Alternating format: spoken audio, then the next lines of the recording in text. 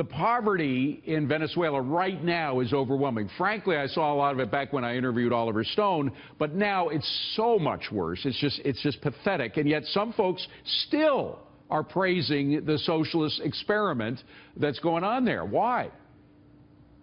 Well, I mean, to paraphrase Margaret Thatcher, socialism is great until you run out of other people's money.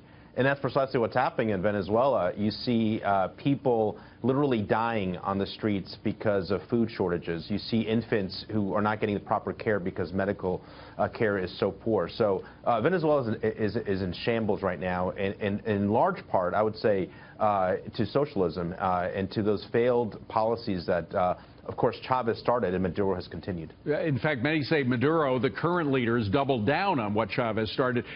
Caroline, there is massive stagflation going on right now in Venezuela. The economy shrank by 10% last year. It's expected to decline another 10% this year. They have inflation that hit 700% last year, and that's scheduled to increase. Will you not concede that socialism has utterly failed in Venezuela? Absolutely not, David. I mean, I'm really glad that we are talking about Venezuela, a country that is clearly in crisis. But what is happening there is not a failure of socialism at all. It's a result of a very heavy reliance on oil exports and government corruption. And I think we can agree on the government corruption. Okay, so let me just get it straight, Caroline. You disagree with Oliver Stone. When I talked to him, he said that neither Chavez nor his successor were corrupt. You agree with me on that one?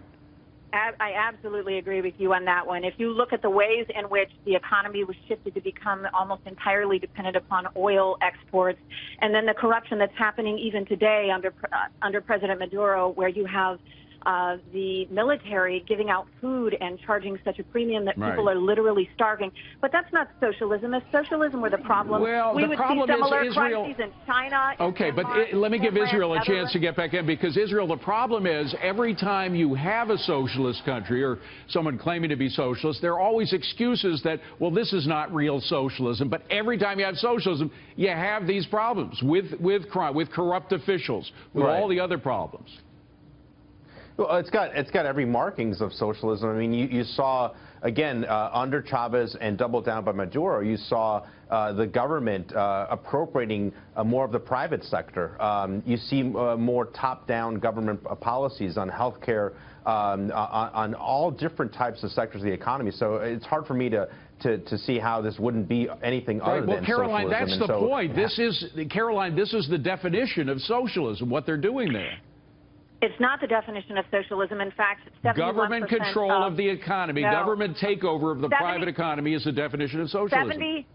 71% of the economic activity in Venezuela is still controlled by the private sector. 71%.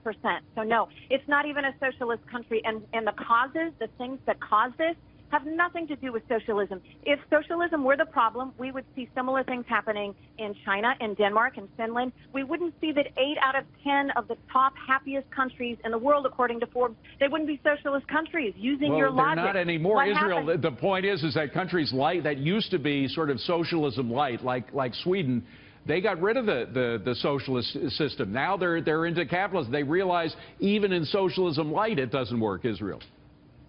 Well, absolutely. And look, the point is here, Venezuelans are upset with Maduro, and they're asking for change. And we can quibble about the definition of socialism, but at the end of the day, people are literally dying and starving Venezuela. 90% of Venezuelans are no longer buying this thing that this is our fault, the U.S.'s fault. They want change, and I think we're on the precipice of something real big happening in Venezuela. Okay.